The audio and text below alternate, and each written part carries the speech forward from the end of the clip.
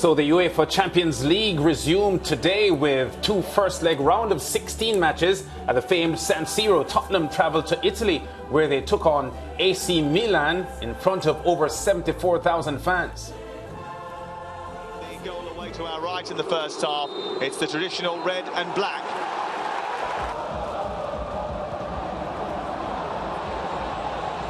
Romero going up with Theo Hernandez, and Hernandez has got the better of him. It's Theo Hernandez, it's a good save by Forster. It's two good saves, but he can't stop it a third time. And Brahim Diaz has given Milan a 7th-minute lead. Everything that Spurs wouldn't have wanted. Hernandez does brilliantly well here against Romero. Just puts in the challenge, just knocks the centre-half off his feet, follows through. Fires the Forster, actually makes a great reaction save because the ball moves on him. And second reaction save, that's what goalkeepers do in training. He makes the first save, he's up. And he's criticised at the weekend for being slow down to a couple of Leicester City goals. But that reaction save is fantastic, and he's so unlucky. Here is the free kick from Son. Whips in towards that near post, and the glancing header is from Dyer. Very congested on the edge of that 6-yard box. It's Son into that near post, and a series of deflections takes it over the top of the crossbar, and that is the danger, isn't it? Okay, Giroud's picked him off. Salamakers snapped into by Sarr. Comes back to Emerson Royale.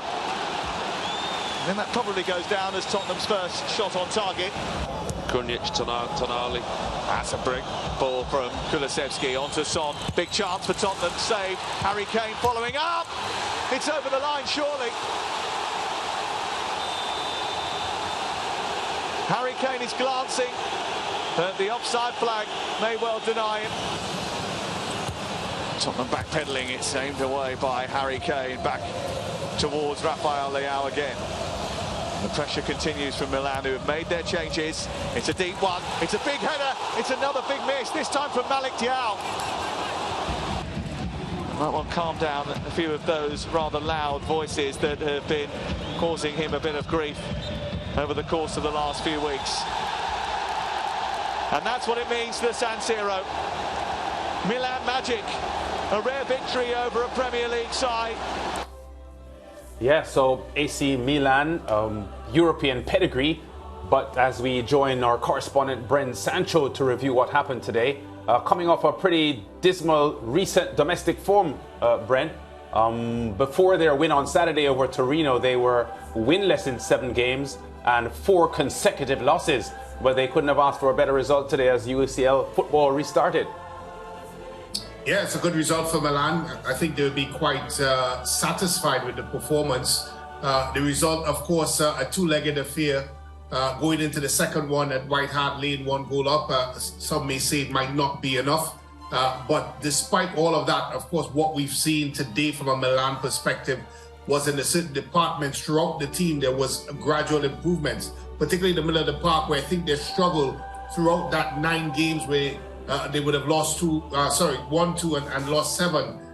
They've shown a little bit of improvement from that perspective. Certainly, Lance, from an endeavour perspective, from a fight perspective, from a team trying to win a football game, that was better for Milan. Look, this is a team that won the Scudetto based on the sum of its parts, not individuals. And for some reason, throughout this series of Scudetto, they've struggled to find that team form and that team chemistry again. But today was a good result. Yeah, and Tottenham didn't do a lot wrong today apart from not scoring, but they were in the game for long enough periods to suggest that, as you had hinted earlier on, that this 1-0 lead may not be enough for AC Milan going to London.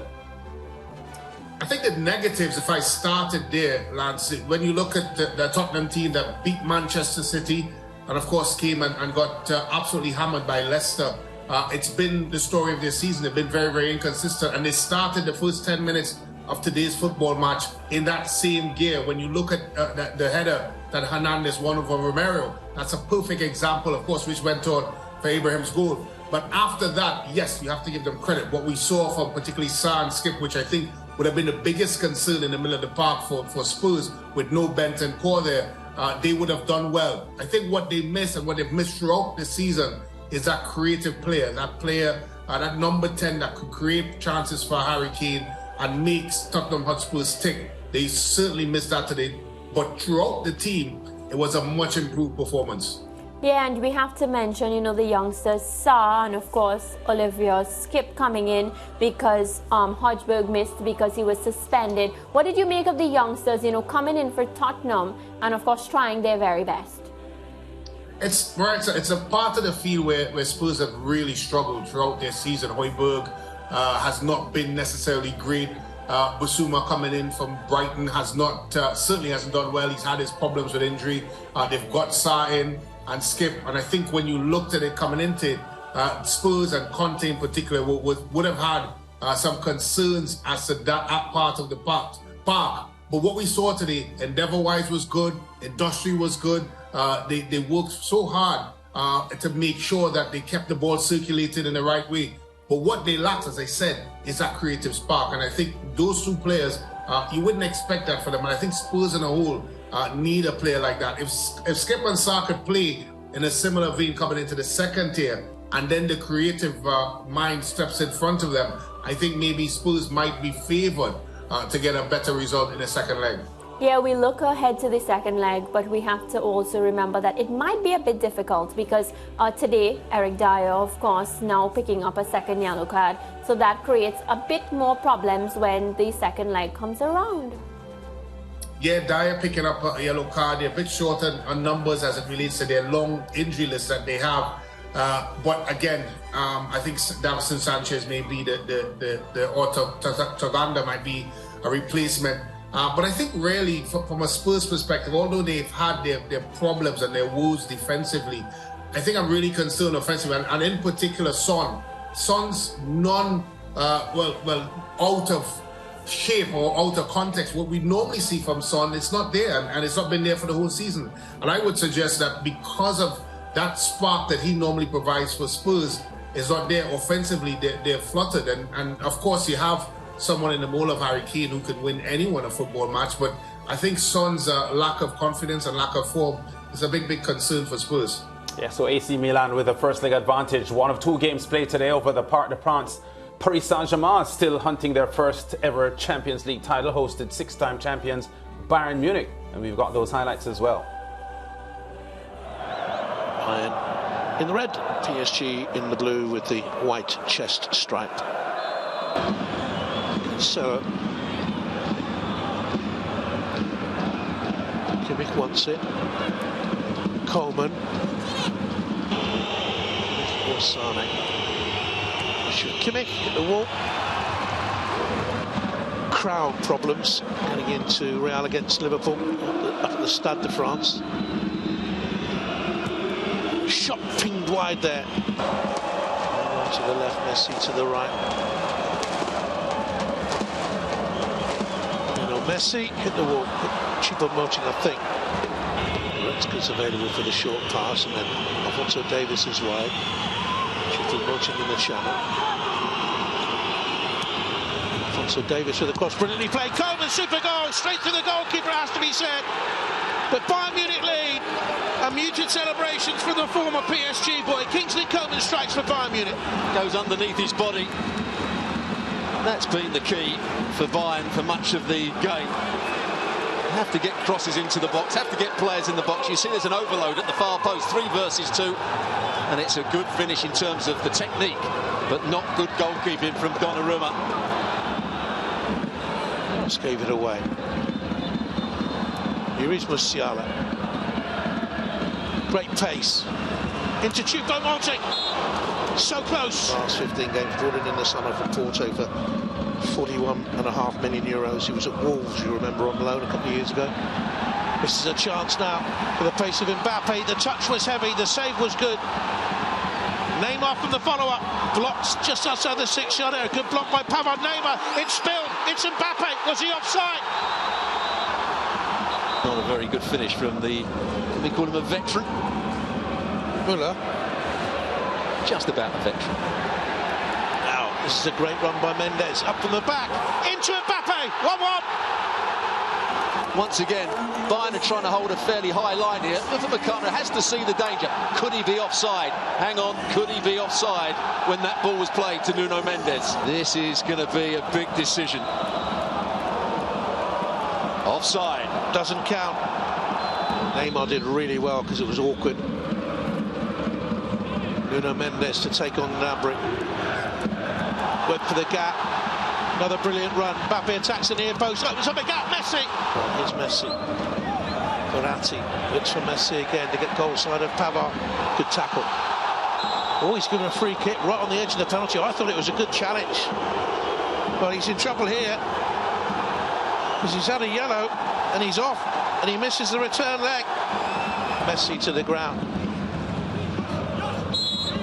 And we'll have to play these minutes of stoppage time with 10. It's a free kick from someone of his ability. Neymar's second time in.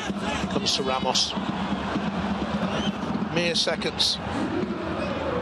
Unbeaten run goes back to Manchester City's 2-1 win here in April 2021. And the unbeaten run comes to an end, and his team has it all to do in Munich. Yeah, so Bayern Munich getting the result there in the first leg. Brent Sancho and Donnarumma, I'm pretty certain, would be kicking himself. But that wasn't good goalkeeping, was it? No, shocking goalkeeping, to be honest. I'm a bit surprised a goalkeeper of his stature would have allowed such a soft goal in. But I think at the end of the day, from a PSG perspective, the second half was much better once Mbappe was introduced. And they would be looking at this as half-time from that perspective. And of course, and hopefully, a fully fit Mbappe would be entering the second leg in Munich. Yeah, of course, Mbappe started on the bench today because of a hamstring injury, and Messi would have been doubtful 48 hours earlier because of a knock he had received last week as well. Brent, don't leave us because we have our preview of tomorrow's two games to come after the break. Back in a moment.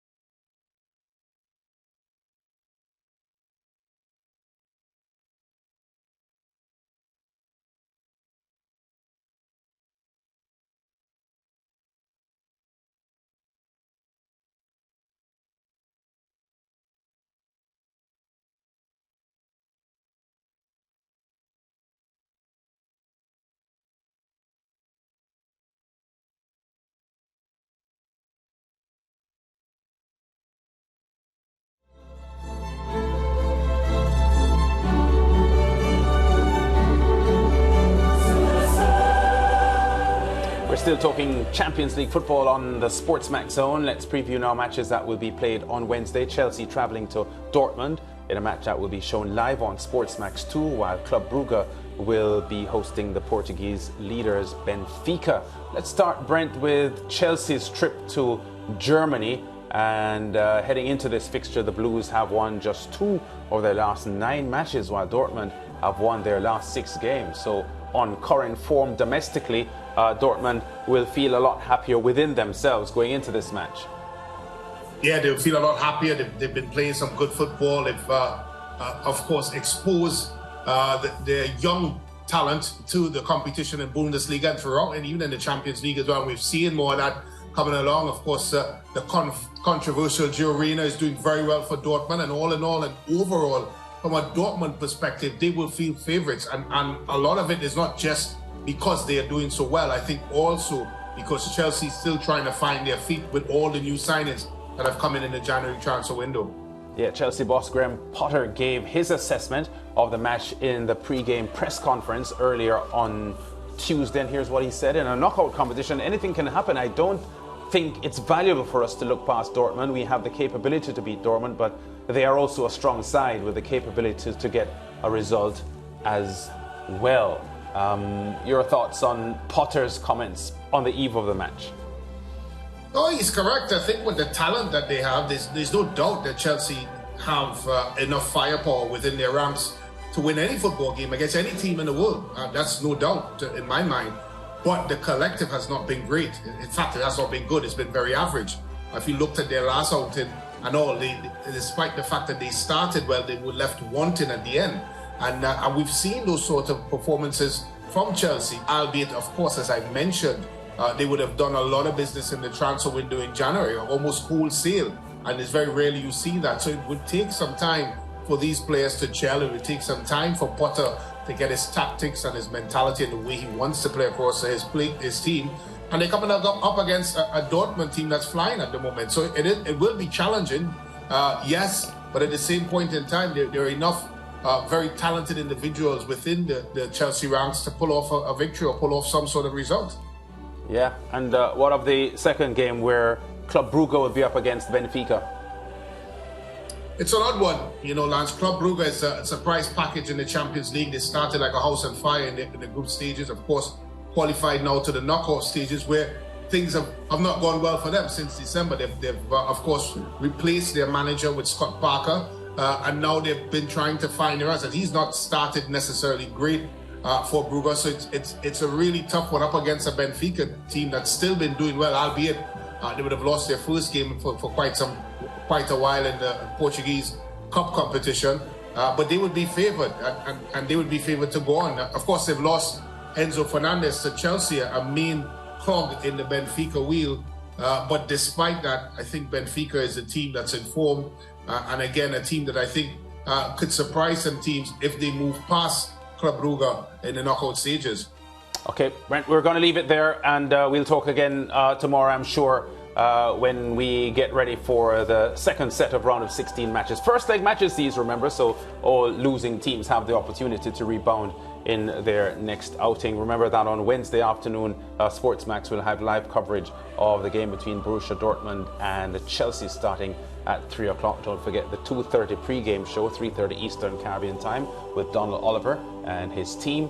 And there's a Club Brugge Benfica match as well. All coming up on Wednesday.